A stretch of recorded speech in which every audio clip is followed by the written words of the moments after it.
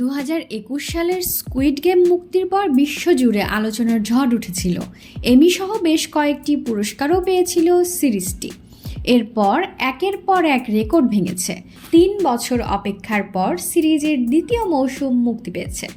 গত 26 December squid game 2 মুক্তির পরপরই দর্শকদের মধ্যে সাড়া ফেলেছে, রীতিমতো ঝড় তুলেছে। দ্য কোরিয়া টাইমস এক প্রতিবেদনে লিখেছে, মুক্তির একদিনের ব্যবধানে নেটফ্লিক্সের বৈশ্বিক সিরিজের তালিকার শীর্ষে জায়গা করে নিয়েছে স্কুইড গেম 2।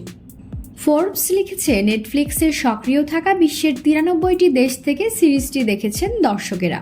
প্রতিটি দেশেই তালিকার শীর্ষে রয়েছে সিরিজটি। শেষ পর্যন্ত সিরিজটি কোথায় গিয়ে থামে সেটাই দেখার বিষয়। থ্রিলার সিরিজটি রচনা ও পরিচালনা করেছে ওয়াং ডং হিউক। প্রথম মৌসুমের মতো দ্বিতীয় মৌসুমেও মূল চরিত্রে অভিনয় করেছে অভিনেতা লি জাং জে।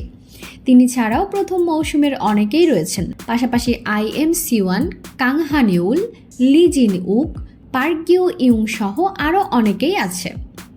এর আগে গত আগস্টে নেটফ্লিক্সে জানিয়েছিল সিরিজটির তৃতীয় মৌসুমেরও কাজ চলছে, সেটি আগামী বছর মুক্তি পাওয়ার সম্ভাবনা রয়েছে। তো ভিউয়ার্স, স্কুইড গেম 2 কি আপনি দেখে ফেলেছেন?